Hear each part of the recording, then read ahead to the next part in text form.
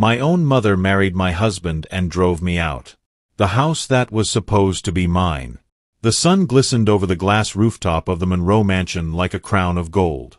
From the outside, the house looked like something out of a luxury magazine.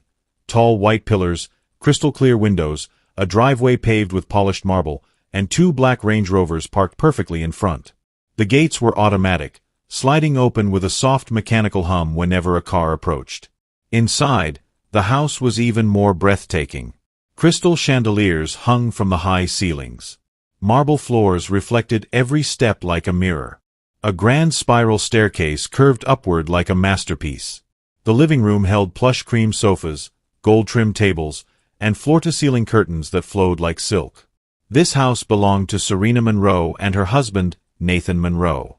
At least, it used to. Serena stood in the foyer that morning, dressed in a sleek satin robe, holding a cup of coffee. Her long braids were neatly tied up, her skin glowing, her posture confident. She smiled as she looked around.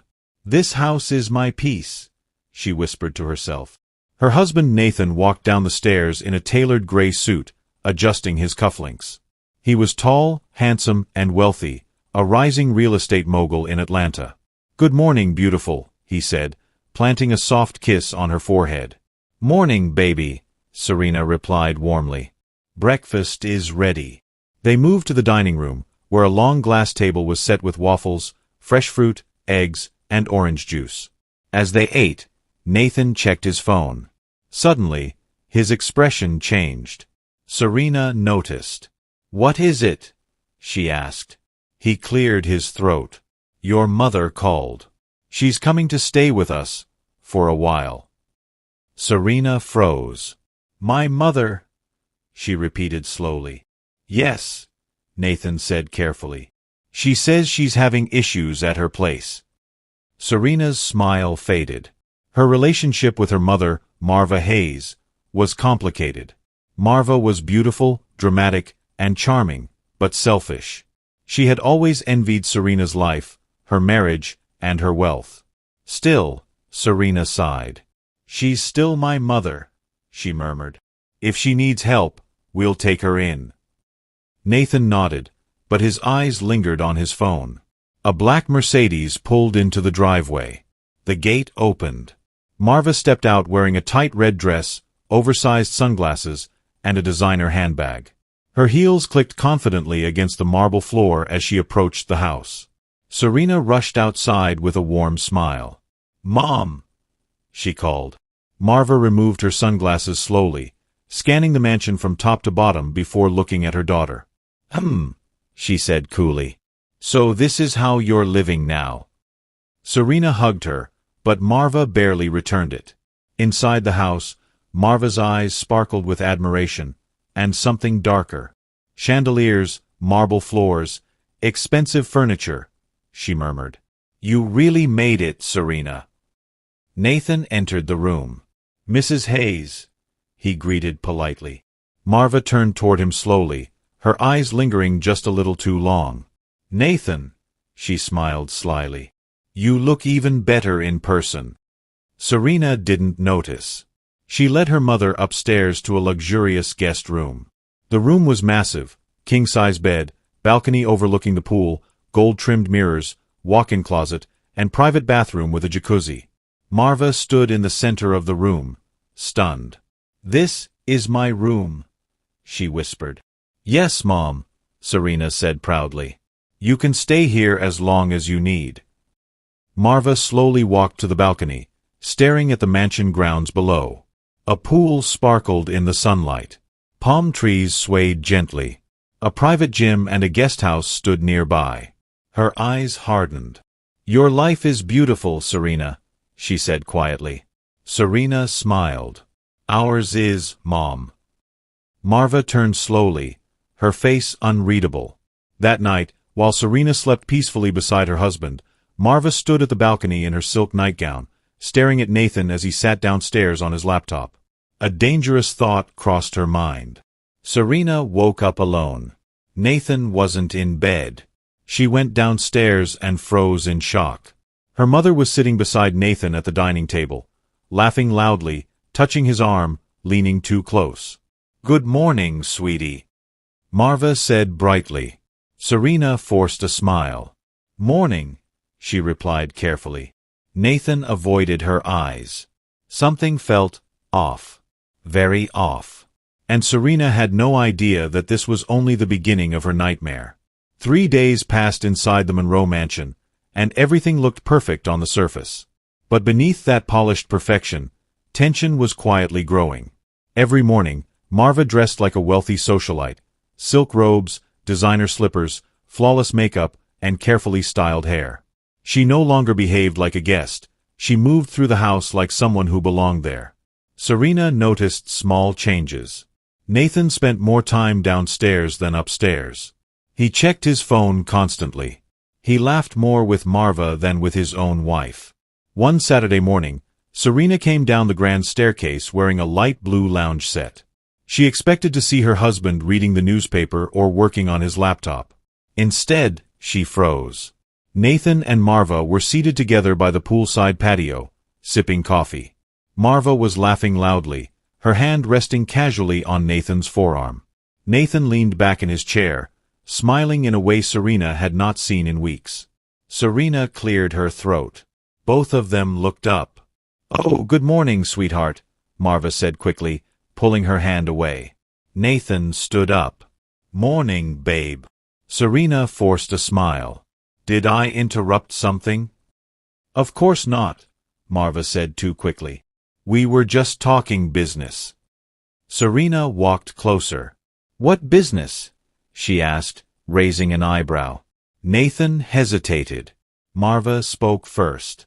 "Your husband was asking for my advice on some real estate investments. You know I've always had a good eye for property." Serena studied her mother closely. Something about her tone felt possessive. Later that afternoon, Serena went into her walk-in closet. As she pulled out a dress, she noticed something strange. Several of her things were missing. A gold bracelet, 2 designer heels, a silk scarf. Her heart tightened. She walked straight to Marva's room. The door was slightly open. Inside, Marva stood in front of the mirror, wearing Serena's gold bracelet. Serena's breath caught. "Mom!" she called softly. Marva turned slowly, not even looking guilty. "Oh, this," she said casually, lifting her wrist. "I borrowed it. You don't mind, do you?" Serena forced herself to stay calm. "Next time, just ask me first." Marva rolled her eyes slightly. "It's just jewelry, Serena. Don't be so dramatic." That evening, Serena prepared a romantic dinner for her husband. Candlelight, soft music, rose petals on the table. She dressed in a beautiful red dress and waited. And waited. By 9 p.m., Nathan still hadn't come upstairs. Worried, she went down to the living room. Her heart dropped. Nathan and Marva were sitting very close on the couch, watching a movie together. Marva was leaning against him as if she were his wife. Serena stood in the doorway, stunned. "Nathan," she called. He turned quickly, looking uncomfortable. "Hey, I didn't hear you come down." Marva smirked faintly. "We didn't want to disturb you. You looked busy." Serena swallowed hard. "I made dinner," she said quietly. Nathan sighed. "I already ate with your mom earlier." Serena felt like someone had slapped her. She turned and walked back upstairs without another word. That night, as she lay in bed staring at the ceiling, she felt it deep in her chest. Something was terribly wrong. Serena overheard voices in the study. She stopped outside the door.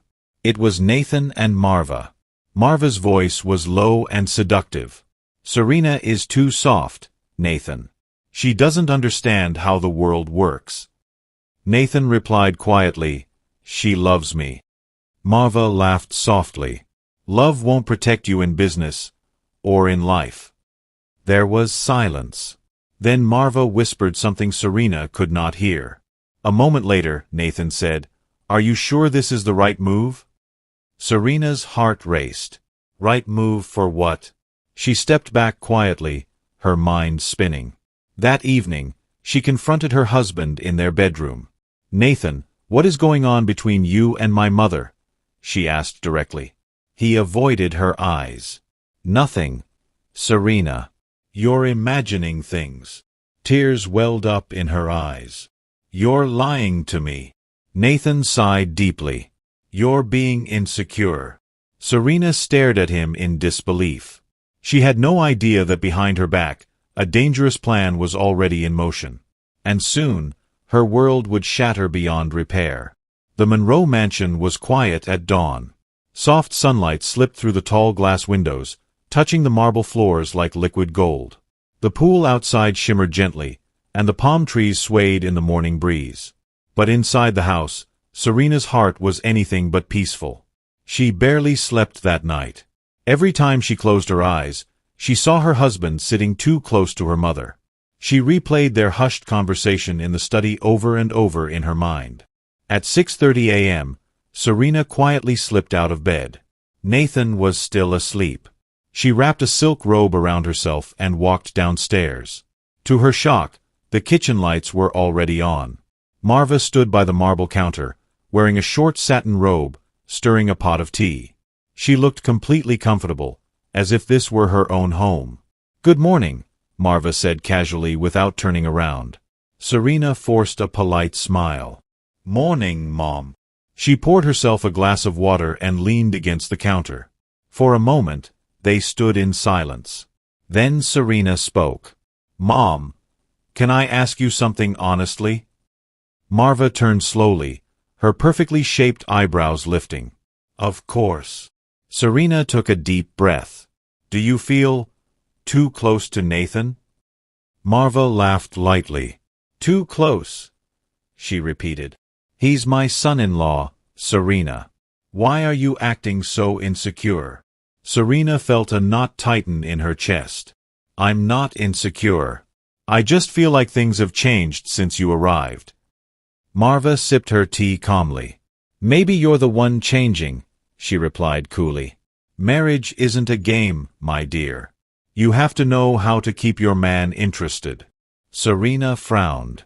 "What do you mean by that?" Before Marva could answer, Nathan walked in wearing only sweatpants, rubbing his eyes. "Morning, ladies," he said with a tired smile. Marva's face instantly softened. "Good morning, Nathan," she said warmly. Serena watched closely. Nathan barely looked at his wife. Instead, he poured himself coffee and sat beside Marva at the island counter. Serena felt invisible in her own home. Serena decided to surprise Nathan at his office. She dressed in a tailored beige suit, grabbed her handbag, and drove her white Mercedes to his high-rise building in downtown Atlanta. The lobby was polished and impressive, glass walls, tall ceilings, and security at every corner. She took the elevator to the top floor. As she stepped out, his secretary looked startled. "Oh, Mrs. Monroe. I didn't know you were coming," the young woman stammered. Serena smiled politely. "Is my husband available?" The secretary hesitated. "He's in a meeting." Serena raised an eyebrow. "With who?" Before the secretary could answer, Serena pushed past her and walked toward Nathan's office. She opened the door without knocking. Inside, she froze. The story just took a shocking turn. Serena stumbled upon something she was never meant to see, a secret that changed everything. What exactly did she discover? And what happened the moment she stepped into her husband's office? You don't want to miss what comes next.